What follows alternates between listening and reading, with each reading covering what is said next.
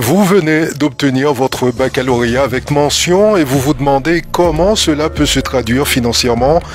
Les banques traditionnelles proposent des primes aux nouveaux bacheliers en fonction de la mention obtenue.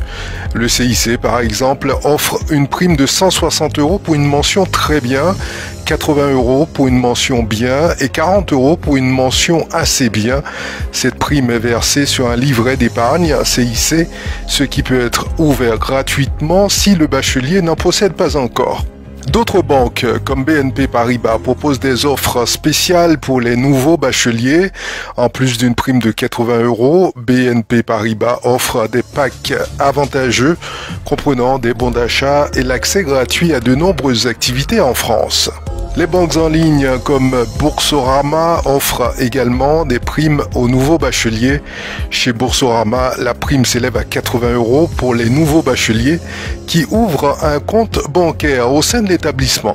D'autres banques en ligne comme Fortuneo et Monabank n'ont pas d'offres spécifiques pour les nouveaux bacheliers, mais elles offrent régulièrement des primes à l'ouverture de compte, parfois valables sur leurs formules accessibles sans condition de revenus.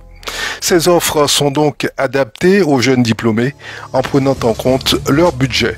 Il est donc conseillé de contacter directement votre conseiller bancaire ou de vous rendre en agence pour savoir si votre diplôme flambant neuf peut vous valoir une récompense. Enfin, le Crédit Agricole, par exemple, propose une prime jusqu'à 250 € pour une mention très bien. Selon les informations recueillies, le taux de réussite global pour le baccalauréat 2023 est de 84,9%, en léger recul par rapport à l'année précédente qui était de 86,1% au niveau national. Le ministre de l'Éducation nationale, Pape Diagne, a souligné que ce chiffre témoigne d'un regain de sélectivité. Il a également précisé que ce taux augmenterait un peu avec les épreuves de rattrapage qui ont lieu jusqu'au 7 juillet 2023. Pour la région académique de la Guyane, 3868 candidats se sont présentés à la session 2023, tout baccalauréat confondu, soit 1599 candidats pour le bac général, 1518 en 2022, 769 candidats pour le bac technologique, ils étaient 731 en 2022 et 1500 candidats pour le bac professionnel, ils étaient en 2022 1473. Dans un contexte d'émeutes sans précédent, Bruno Le Maire, le ministre de l'Économie, des Finances et de la Relance, a annoncé hier des mesures d'indemnisation exceptionnelles pour soutenir les commerçants les plus touchés. Un plan ambitieux qui témoigne de la volonté du gouvernement de réagir rapidement et efficacement à cette crise. Ce plan prévoit notamment le report de paiement des charges sociales et fiscales pour les commerçants les plus touchés. L'annulation de ces dernières pourrait même être envisagée. Le ministre a souligné que ces mesures d'indemnisation seraient adaptées à la situation de chaque commerçant en fonction de l'ampleur des dommages subis. En plus de ces mesures d'indemnisation, Bruno Le Maire a également annoncé la mise en place d'un fonds de solidarité pour aider les commerçants à faire face à cette crise. Ce fonds, qui sera financé par l'État et les régions, vise à apporter un soutien financier supplémentaire aux commerçants les plus touchés par les émeutes. Outre le plan, Bruno Le Maire a également évoqué la nécessité de mettre en place des mesures pour prévenir les émeutes futures. Il a notamment insisté sur l'importance de renforcer le dialogue entre les différentes parties prenantes pour éviter que de tels événements ne se reproduisent. Face à l'escalade des violences urbaines en France, les assureurs sont confrontés à un défi majeur, indemniser les dommages causés. Entre les demandes du gouvernement et les attentes des victimes, le secteur de l'assurance est sous pression.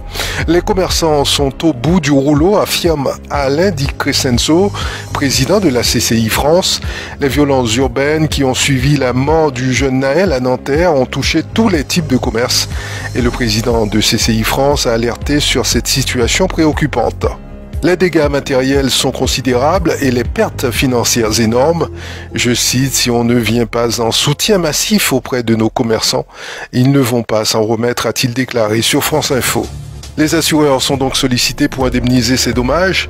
Cependant, le processus d'indemnisation est complexe et peut prendre du temps, ce qui ajoute à la frustration des commerçants déjà éprouvés par les événements. Le commerce, c'est 20% de l'emploi en France et en termes de chiffre d'affaires, c'est 30% de l'activité marchande de notre pays, rappelle le président de la CCI.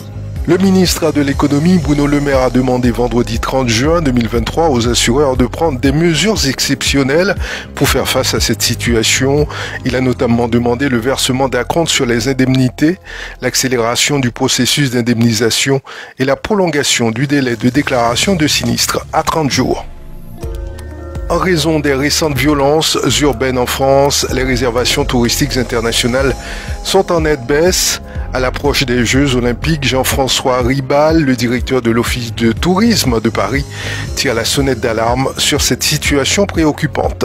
D'après les données recueillies par l'Office de tourisme de Paris, les violences urbaines récurrentes en France ont des conséquences désastreuses sur le tourisme. En effet, début juillet, environ 20 à 25% des réservations internationales à Paris ont été annulées. Les clients américains, une clientèle clé pour le tourisme français, sont particulièrement touchés par cette tendance avec un taux d'annulation à Paris de 15%. Il ne s'agit pas du premier incident ayant un impact sur le tourisme. Des manifestations violentes contre la réforme des retraites avaient déjà provoqué une vague d'annulation quelques mois auparavant.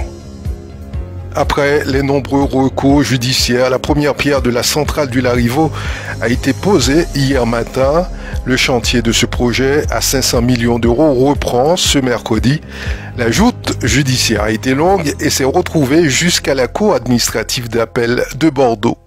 Cette centrale doit succéder à celle de Dégradé-Cannes dont la durée de vie est encore prolongée de près de 2 ans puisque les turbines des années 80 devaient prendre leur retraite le 1er janvier 2024. La France et le Brésil relancent la commission mixte de coopération transfrontalière.